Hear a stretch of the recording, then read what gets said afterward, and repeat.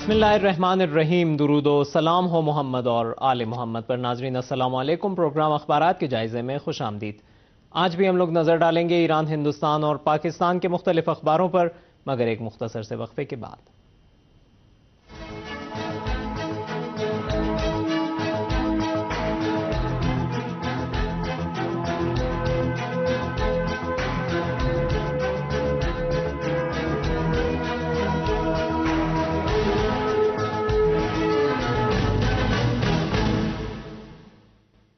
اور آج سب سے پہلے نظر ڈالیں گے ایران سے شائع ہونے والے اخبار رسالت کی کچھ اہم سرخیوں پر۔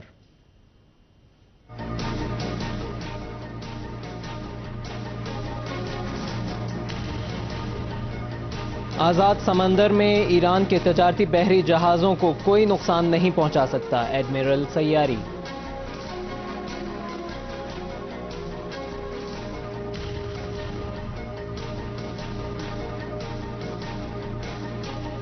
شام کے بحران کے حل کے لیے جنیوا 2 کانفرنس میں ایران کی شرکت ضروری ہے۔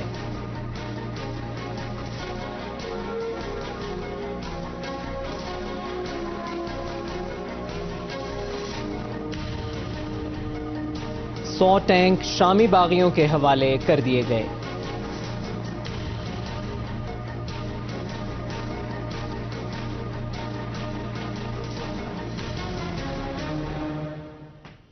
روزنامہ رسالت نے سرخی مخالف فریق ایران کا ایٹمی مسئلہ حل نہیں کرنا چاہتا، قائد انقلاب اسلامی کے ذیل میں لکھا ہے۔ قائد انقلاب اسلامی آیت اللہ العظمیٰ امام خامنئی نے چند ملکوں کی تسلط پسندی کو ایران کے پرامن ایٹمی معاملے کے حل میں رکاوٹ بتایا ہے۔ اسلامی جمہوریہ ایران کے عدلیہ کے پہلے سربراہ شہید آیت اللہ بہشتی اور ان کے 72 ساتھیوں کے یوم شہادت کی مناسبت سے عدلیہ کے سربراہ آیت اللہ صادقہ ملی لاریجانی نے عدلیہ کے کارکنوں کے ہمراہ بدھ کو تہران میں قائد انقلاب اسلامی امام خامنئی سے ملاقات کی۔ قائد انقلاب اسلامی نے اس موقع پر اپنے خطاب میں کہا کہ ایران کے پرامن ایٹمی معاملے میں چند لالچی اور تسلط پسند ممالک نہیں چاہتے کہ یہ معاملہ حل ہو، اور ان کی جانب سے رکاوٹیں ڈالے جانے کے باعث یہ معاملہ اب تک حل نہیں ہو سکا ہے۔ انہوں نے کہا کہ دشمنوں کا ہدف دباؤ جاری رکھنا، ایرانی قوم کو مایوسی میں مبتلا کر دینا اور اسلامی نظام کو تبدیل کرنا ہے، بنابراین وہ اس مسئلے کو حل نہیں ہونے دے رہے ہیں۔ اخبار رسالت نے مظلومیت کی زندگی اور موت عنوان کے تحت ایک مضمون شائع کیا ہے، جس کے اہم اقتباسات پیش خدمت ہیں۔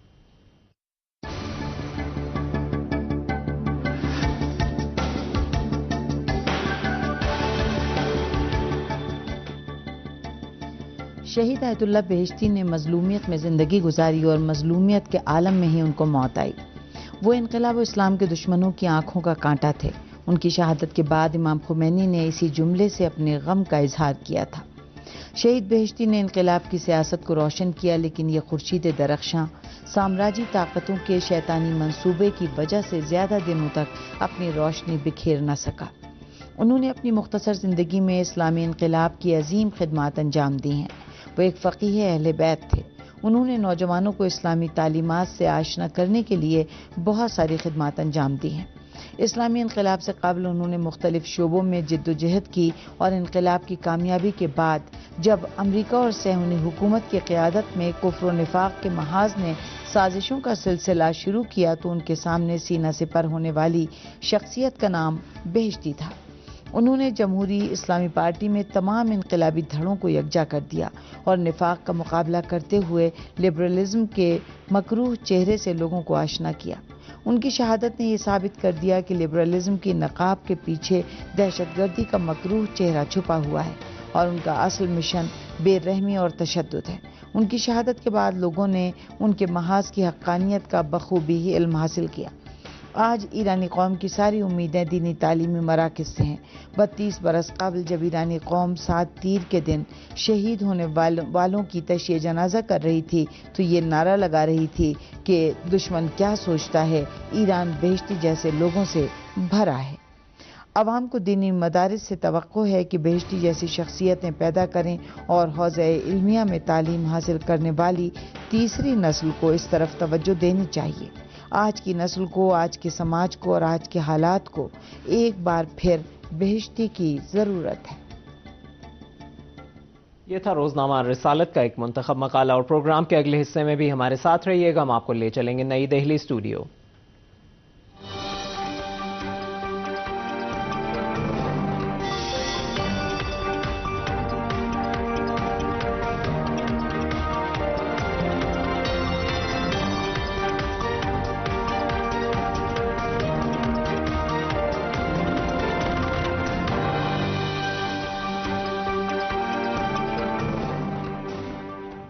نئی دہلی اسٹوڈیو میں اس وقت موجود ہیں مالک اشتر، جو آپ کی خدمت میں پیش کریں گے ہندوستانی اخبارات کی اہم سرخیاں اور اہم مقالے.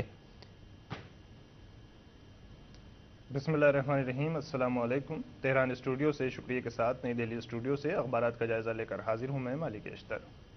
ناظرین، دہلی اسٹوڈیو سے اخبارات پر نظر ڈالنے کے سلسلے میں آئیے سب سے پہلے جائزہ لیتے ہیں روزنامہ انقلاب کا. روزنامہ انقلاب کی آج کی اہم سرخیاں ہیں: ایران کا قطر کے نئے امیر سے شام کے تئیں اپنی پالیسی پر نظر ثانی کا مطالبہ.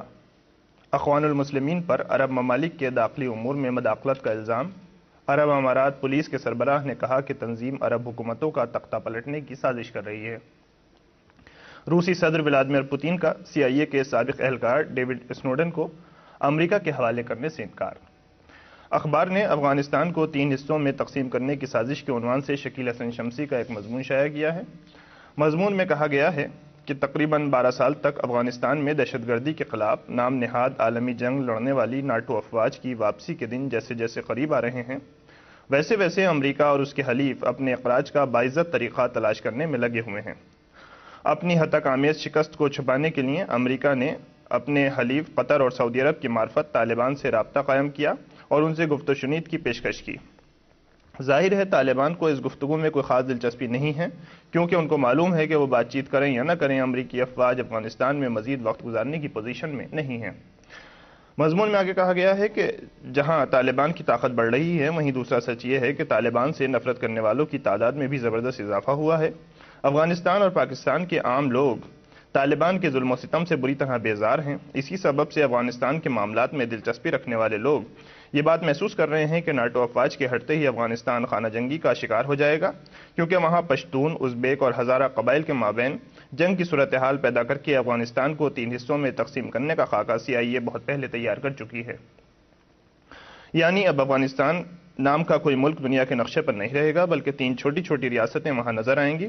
جس طرح عراق میں امریکی فوج کے انقلاب سے پہلے اس کو 3 حصوں میں تقسیم کرنے کی سازش بنا لی گئی تھی، اسی طرح افغانستان کو بھی امریکی حملے کے اثرات سے برسوں متاثر رہے گا اور وہاں کے عوام خون ویسے ہی بہتا رہے گا جس طرح عراق کے عوام کا بہہ رہا ہے. اور اے ناظرین، اب نظر ڈالتے ہیں روزنامہ قومی سلامتی پر. روزنامہ قومی سلامتی کی آج کی اہم سرخیاں ہیں: امریکہ اور روس کو شام میں خانہ جنگی کے خاتمے کے لیے نتیجہ خیز کوشش کرنی چاہیے، الاظہر ابراہیمی. وادی کشمیر میں ریلوے سروس کی شروعات. BJP کو بھی مسلم ووٹوں کی فکر ستائی، اقلیتوں کا حال زار جاننے کے لیے کمیٹی تشکیل. اخبار نے مسلم ممالک میں امریکی دخل اندازی کے عنوان سے بسم اللہ عرفی کا ایک مضمون شائع کیا ہے. مضمون میں کہا گیا ہے کہ اب اس میں کسی شبہ کی گنجائش نہیں ہے کہ مسلم ممالک میں امریکہ کی غیر معمولی دلچسپی ان کی ترقی کے لیے نہیں بلکہ ان کی تنزلی کے لیے ہوتی ہے. پہلے تو یہ بھاری بھرکن تعاون دے کر اسے اپنا ہم نوا بنانے کی کوشش کرتا ہے، اور اگر اسے اس میں کامیابی نہیں ملتی تو پھر کبھی دہشت گردی کے نام پر، کبھی حکومت کے آمرانہ رویے کے نام پر، یا پھر حقوق انسانی کے نام پر اسے گھیرنے اور پریشان کرنے کی اپنی مہم میں جڑ جاتا ہے. اس کی کئی مثالیں موجود ہیں، لیکن کوئی بولنے والا نہیں ہے. جس نے بھی بولنے کی کوشش کی اسے یا تو طاقت سے دبا دیا گیا یا پھر کچل دیا گیا. مضمون میں آگے کہا گیا ہے کہ امریکہ افغانستان میں ہزاروں لوگوں کو موت کے گھاٹ اتارنے کے بعد آج پھر سے طالبان سے مذاکرات کے لیے کیوں آمادہ ہے. اگر طالبان واقعی حقوق انسانی کی خلاف ورزی کر رہے تھے اور موجودہ صدر حامد کرزئی حقوق انسانی کے محافظ ہیں، تو پھر طالبان سے مذاکرہ کیا مطلب نکلتا ہے؟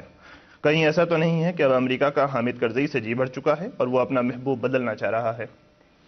ورنہ حامد کرزئی تو ابھی تک امریکہ کے وفادار ہی ثابت ہوئے ہیں. انہوں نے نہ صرف یہ کہ ان کی تمام شرطوں کو قبول کیا، بلکہ امریکی فوج کو کھلے عام پورے افغانستان میں کہیں بھی جانے اور حملہ کرنے کی اجازت دے دی ہے.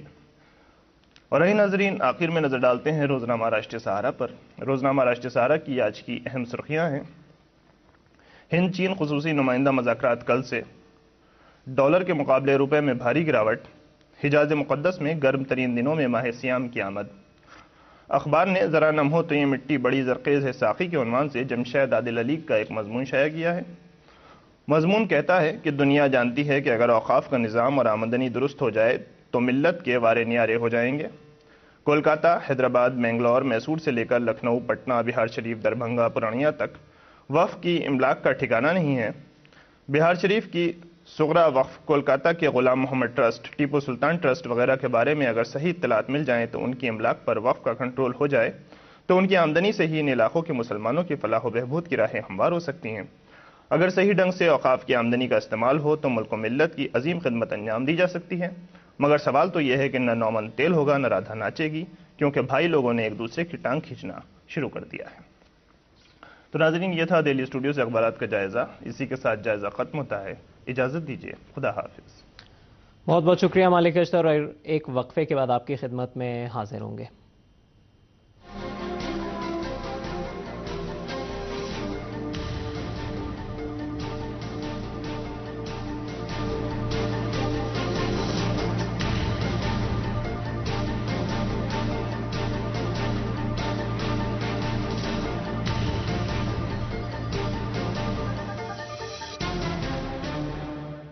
پروگرام کے اس حصے میں نظر ڈالیں گے ایران سے شائع ہونے والے اخبار جمہوریہ اسلامی کی کچھ اہم سرخیوں پر۔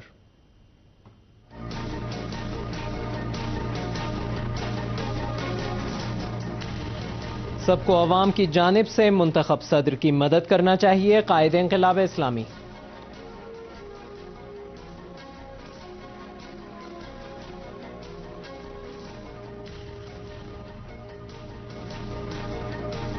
قوم کے علماء اور مراجع تقلید نے مصر میں شیعوں کے قتل کے ذمہ داروں کو سزا دیے جانے کا مطالبہ کیا۔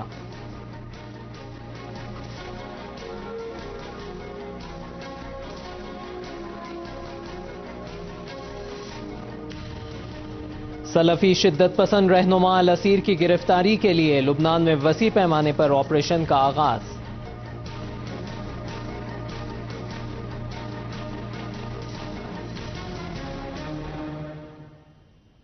روزنامہ جمہوریہ اسلامی نے اپنی سرخی سنکیانگ میں مسلمانوں اور چینی سیکورٹی فورسز کے درمیان جھڑپ 27 لوگ مارے گئے کے ذیل میں لکھا ہے، چین کے مسلم آبادی والے علاقے سنکیانگ میں پولیس اور علیحدگی پسندوں کے درمیان جھڑپ میں 27 افراد مارے گئے ہیں۔ جھڑپ مسلح افراد کی جانب سے بدھ کی صبح صوبے کے صدر مقام ارومچی کے نواح میں واقع لوکچون شہر میں پولیس چیک پوسٹ اور سرکاری عمارتوں پر حملے کے بعد شروع ہوئی۔ خبروں کے مطابق حملہ آور مختلف قسم کے اسلحے سے لیس تھے۔ حملے میں 9 سیکیورٹی اہلکار اور 8 عام شہری مارے گئے ہیں۔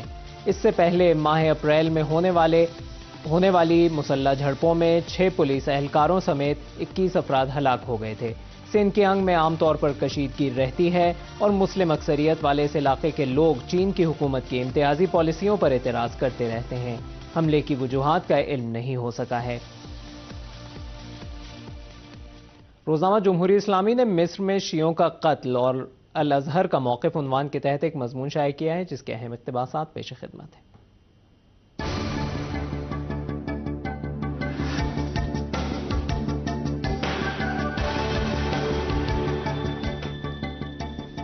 مصر میں شیعہ عالم دین شیخ حسن شحاتہ، ان کے بھائی اور ان کے 3 ساتھیوں کے بہیمانہ قتل سے ایک بار پھر سلفیوں کا مکروہ چہرہ واضح ہو گیا ہے۔ شیخ حسن شحاتہ کو ان کے بھائی اور 3 دوستوں کے ساتھ ایسی حالت میں شہید کر دیا گیا کہ جب وہ امام زمانہ علیہ السلام کی ولادت کا جشن منا رہے تھے۔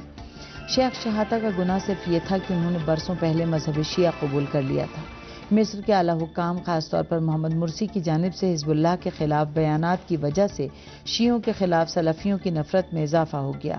اس دوران شیعوں کے بارے میں الازہر کے زومانی بیان نے بھی اس دشمنی میں اضافہ کیا ہے۔ محمد مرسی نے اس المناک واقعے کے بعد ایک بیان جاری کر کے واقعے کی سخت مذمت کی ہے اور ذمہ داروں کے خلاف کارروائی پر زور دیا ہے، لیکن سوال یہ ہے کہ جب دسیوں لوگوں کے ہاتھ شیعوں کے خون سے آلودہ ہوں تو پھر ان کے خلاف کارروائی کیوں کر ہوگی؟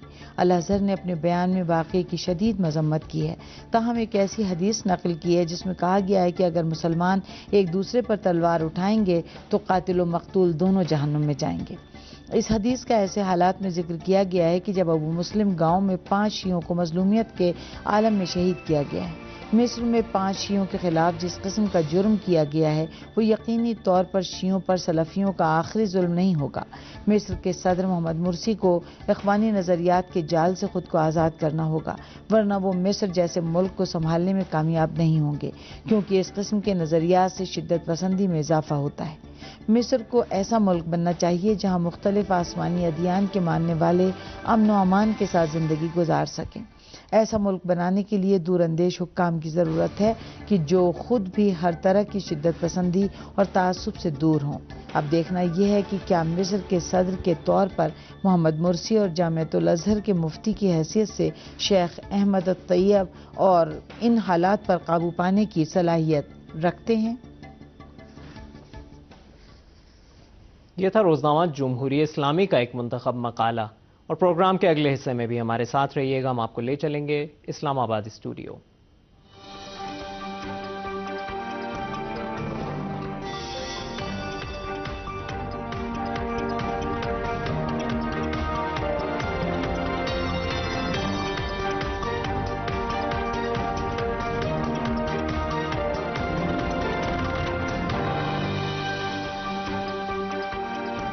اسلام آباد اسٹوڈیو سے منتہا کاظمی آپ کی خدمت میں پیش کریں گی پاکستانی اخبارات کی اہم سرخیاں اور اہم مقالے۔ جی منتہا کاظمی۔ بہت شکریہ۔ بسم اللہ الرحمن الرحیم۔ السلام علیکم ناظرین۔ منتہا کاظمی تمام دیکھنے والوں کو اسلام آباد اسٹوڈیو میں خوش آمدید کہتی ہے۔ آغاز کرتے چلیں گے آج کے اپنے جائزے کا روزنامہ ایکسپریس میں شائع اہم سرخیوں سے۔ کراچی بنو پشاور میں دھماکے، فائرنگ، 13 شہید۔ متبادل توانائی کی ٹیکنالوجی منتقل کرنے والی کمپنیوں کو اضافی سہولیات دیں گے نواز شریف۔ اقوام متحدہ کی سلامتی کونسل شام میں فیصلہ کن کردار ادا کرنے میں ناکام ہو گئی۔ امریکہ شامی باغیوں کے لیے ہتھیار لے جانے والا بحری جہاز غرق۔ اور روزنامہ ایکسپریس کے ادارتی صفحے سے کچھ بات کرتے چلیں گے ناصر الدین محمود کے تحریر کردہ تجزیے کے حوالے سے، جس کا عنوان ہے وقت گزر چکا۔ ناصر الدین تحریر کرتے ہیں کہ دہشت گردی کے بھیانک واقعات پاکستان کے امیج کو بری طرح مجروح کرنے کے مترادف ہیں۔ پاکستان کو قدرت نے ہر قسم کی دولت اور وسائل سے نوازا ہے۔ پاکستان میں بے پناہ معدنیات سے لبریز پہاڑ اور صحرا، جنگلات، سمندر، دریا اور غلہ اگلتی زمینیں موجود ہیں۔ تاہم اتنے دیدہ زیب اور دلکش نظارے جنہیں دیکھنے کے لیے ایک دنیا ترستی ہے، قدرت نے ہمارے دستے قدرت میں عطا کر دیے ہیں۔ ناصر الدین مزید کچھ چین کے حوالے سے تحریر کرتے ہیں کہ آج کے جب پاکستان میں کئی ترقیاتی منصوبے چین کے تعاون سے جاری ہیں تو دہشت گردی کے اس قسم کے واقعات ان ترقیاتی منصوبوں کو متاثر کرنے کا سبب بھی بن سکتے ہیں۔ ناصر لکھتے ہیں کہ دنیا کا کوئی ملک کسی دوسرے ملک کا نہ تو مستقل دوست ہوتا ہے اور نہ ہی مستقل دشمن، بلکہ یہ وقت، حالات اور مفادات کے ساتھ تبدیل ہونے والی حقیقتیں ہیں۔ اب ہمیں ان حقیقتوں کو بھی تسلیم کر لینا چاہیے اور دوست و دشمن کے پرانے تصورات اور مفروضوں پر نظر ثانی کرنی چاہیے۔ ہمیں پہلے اپنا گھر خود درست کرنا ہوگا۔ 7ویں ایٹمی طاقت ہونے پر ہم ناز تو کرتے ہیں، لیکن اصل حقیقت شاید یہ ہے کہ ہم مٹھی بھر دہشت گردوں کے سامنے بے بس ہو کر رہ چکے ہیں۔ سوچنے کا وقت گزر چکا ہے۔ اب دہشت گردی کی خاتمے کے لیے بھرپور لاہے عمل بنانے کی ضرورت ہے۔ اسی کے ساتھ پروگرام میں اب بڑھیں گے روزنامہ جنگ میں شائع آج کی اہم خبروں کی جانب۔ کراچی سندھ ہائی کورٹ کے جج کے قافلے پر بم حملہ، 9 جاں بحق، جسٹس مقبول باقر شدید زخمی۔ جسٹس باقر پر حملہ، تحریک طالبان نے ذمہ داری قبول کر لی۔ مشرف کے خلاف 3 نومبر کے اقدامات پر مقدمہ درج کرایا جائے گا۔ اور مونسون بارشیں آج شروع ہوں گی۔ روزنامہ جنگ سے کچھ مزید بات کرتے چلیں گے شائع کردہ اداریے کے حوالے سے، جس کا عنوان بتاتی چلوں۔ بے نظیر قتل کیس ایک اور آزمائش، عنوان کے ذیل میں تحریر کیا گیا ہے کہ تقریباً 6 سال کی تاخیر اور عوامی احتجاج کے بعد وفاقی تفتیشی ادارے FIA نے بالآخر سابق وزیر اعظم محترمہ بے نظیر بھٹو کے قتل کے مقدمے کا باقاعدہ چالان عدالت میں پیش کر دیا ہے، جس میں سابق صدر جنرل ریٹائرڈ پرویز مشرف کو اس قتل کی منصوبہ بندی اور سازش میں ملوث ملزم ٹھہرایا گیا ہے۔ ان کے خلاف انسداد دہشت گردی کی عدالت میں دفعہ 109 کے تحت ٹرائل ہوگا، جس کی سزا موت ہے۔ چالان 39 صفحات پر مشتمل ہے۔ عدالت نے مقدمے کی سماعت 2 جولائی تک ملتوی کرتے ہوئے اس روز ملزم کو پیش کرنے کا حکم دے دیا ہے۔ عنوان کے ذیل میں کچھ مزید تحریر کیا گیا ہے کہ اب جبکہ آزاد عدلیہ نے ہائی پروفائل مقدمات پر کارروائی اور حکومت اور تفتیشی ایجنسیوں سے جواب طلبی شروع کی ہے تو قانون حرکت میں آ گیا ہے۔ بے نظیر بھٹو قتل کیس میں پرویز مشرف کے خلاف چالان اسی سلسلے کی ایک کڑی ہے۔ بے نظیر بھٹو کوئی معمولی شخصیت نہیں تھی، ان کے قاتل بہت پہلے قانون کی گرفت میں آ جانے چاہیے تھے۔ اب جبکہ اس کیس کی باقاعدہ سماعت شروع ہو گئی ہے تو دوسرے مقدمات کی طرح اس میں بھی آئین اور قانون کے تمام تقاضے پورے ہونے چاہیے تاکہ انصاف کی فراہمی میں کوئی جھول کسی کو بھی نظر نہ آئے۔ اور یہیں کچھ مختصر بات کرتے چلیں گے روزنامہ اوصاف میں شائع آج کی اہم سرخیوں کے حوالے سے۔ غداری کیس میں مشرف کے خلاف تحقیقات کا حکم، حکومت نے سپریم کورٹ میں جواب داخل کرا دیا۔ سابق حکومت نے سوئس حکام کو خفیہ خط لکھ کر زرداری کے خلاف مقدمات بند کرائے، اٹارنی جنرل کا انکشاف، ذمہ داران کو سزا بھگتنا ہوگی، چیف جسٹس۔ نانگا پربت دہشت گردی میں ملوث 16 ملزمان کی نشاندہی، کوہ پیماؤں کی لاشوں کی اپنے ممالک کو روانگی آج سے شروع۔ اور پروگرام کے آخر میں کچھ بات کرتے چلیں گے خالد نوید بھٹی کے تحریر کردہ تجزیے کے حوالے سے، جس کا عنوان ہے امریکہ کی دوگلی پالیسی۔ خالد تحریر کرتے ہیں کہ امریکہ شروع سے ہی پاکستان کے ساتھ منافقانہ کردار ادا کرتا چلا آ رہا ہے۔ امریکہ کی دہشت گردی کے خلاف نام نہاد جنگ میں پاکستان نے ہراول دستے کا کردار ادا کرتے ہوئے بیش بہا قربانیاں دی ہیں، 50,000 جانوں کے نذرانے پیش کیے ہیں اور $60 ارب سے زائد کا معاشی نقصان بھی برداشت کیا ہے۔ خالد کچھ مزید تحریر کرتے ہیں کہ جب پاکستان طالبان سے مذاکرات کی راہ اپنانے لگتا ہے تو امریکہ ڈرون گرا کر مذاکرات کی کوششوں کو سبوتاژ کر دیتا ہے، جس کا حالیہ ثبوت یہ ہے کہ جب نو منتخب وزیر اعظم نے امریکہ سے ڈرون حملے بند کرنے کا مطالبہ کرتے ہوئے طالبان سے مذاکرات کی بات کی تو امریکہ نے انتخابات کے بعد پے در پے ڈرون حملے کر دیے، جبکہ وہ خود افغان طالبان سے قطر میں مذاکرات کرنے جا رہا ہے اور اس سلسلے میں افغان حکام کو بھی خاطر میں ہی نہیں لا رہا۔ حتیٰ کہ طالبان دفتر کے قیام کے اگلے روز طالبان نے لوگر میں حملہ کر کے 4 امریکیوں کو موت کے گھاٹ اتار دیا، مگر اس کے باوجود امریکہ نے مذاکرات معطل نہیں کیے، جبکہ پاکستان جب تحریک طالبان سے مذاکرات کی بات کرتا ہے تو امریکہ نہ صرف بھرپور واویلا کرتا ہے بلکہ بزور شمشیر مذاکرات کو روک دیتا ہے۔ کیا یہ امریکہ کی دوگلی پالیسی یا اس کا دوہرا معیار نہیں؟ ناظرین، اسی تجزیے کے اختتام کے ساتھ ہی یہی آج کے ہمارے جائزے کا بھی وقت اختتام پذیر ہوتا ہے۔ منتہا قاسمی اسلام آباد اسٹوڈیو سے اب آپ سے اجازت چاہے گی۔ خدا حافظ۔ بہت بہت شکریہ منتہا کاظمی۔ اور پروگرام کے آخری حصے میں حسب معمول ملاحظہ فرمائیے بین الاقوامی میڈیا سے منتخب چند کارٹون۔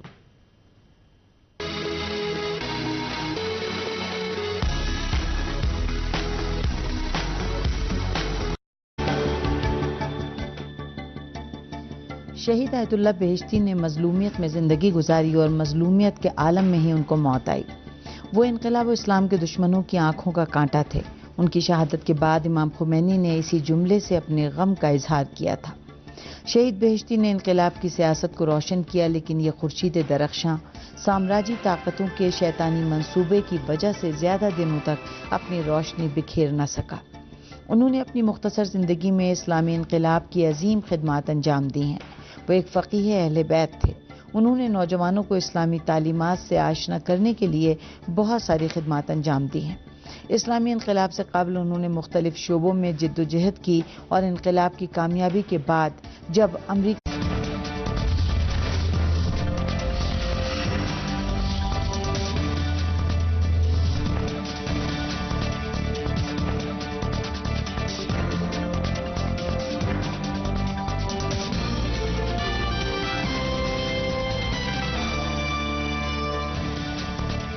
بسم اللہ الرحمن الرحیم، درود و سلام ہو محمد اور آل محمد پر۔ ناظرین السلام علیکم، پروگرام اخبارات کے جائزے میں خوش آمدید۔ آج بھی ہم لوگ نظر ڈالیں گے ایران، ہندوستان اور پاکستان کے مختلف اخباروں پر، مگر ایک مختصر سے وقفے کے بعد۔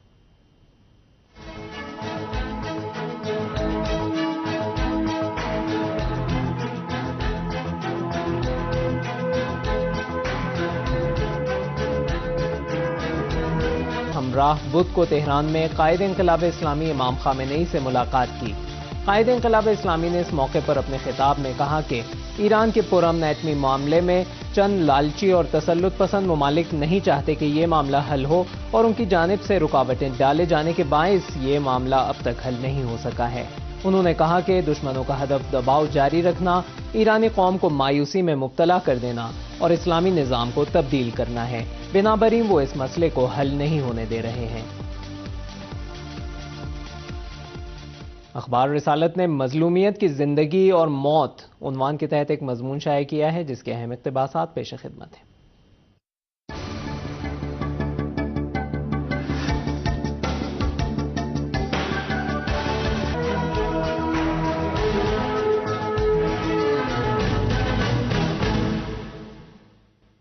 اور آج سب سے پہلے نظر ڈالیں گے ایران سے شائع ہونے والے اخبار رسالت کی کچھ اہم سرخیوں پر۔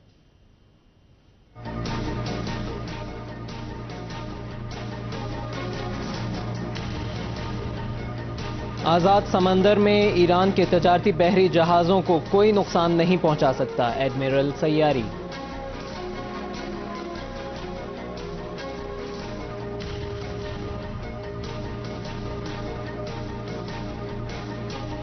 شام کے بحران کے حل کے لیے جنیوا 2 کانفرنس میں ایران کی شرکت ضروری ہے۔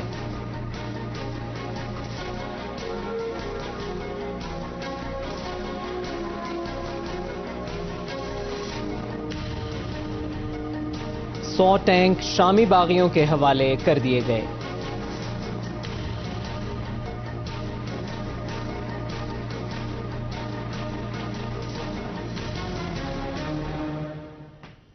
روزنامہ رسالت نے سرخی مخالف فریق ایران کا ایٹمی مسئلہ حل نہیں کرنا چاہتا، قائد انقلاب اسلامی کے ذیل میں لکھا ہے۔ قائد انقلاب اسلامی آیت اللہ العظمہ امام خامنئی نے چند ملکوں کی تسلط پسندی کو ایران کے پرامن ایٹمی معاملے کے حل میں رکاوٹ بتایا ہے۔ اسلامی جمہوریہ ایران کے عدلیہ کے پہلے سربراہ شہید آیت اللہ بہشتی اور ان کے 72 ساتھیوں کے یوم شہادت کی مناسبت سے عدلیہ کے سربراہ آیت اللہ صادق عاملی لاریجانی نے عدلیہ کے کارکنوں کے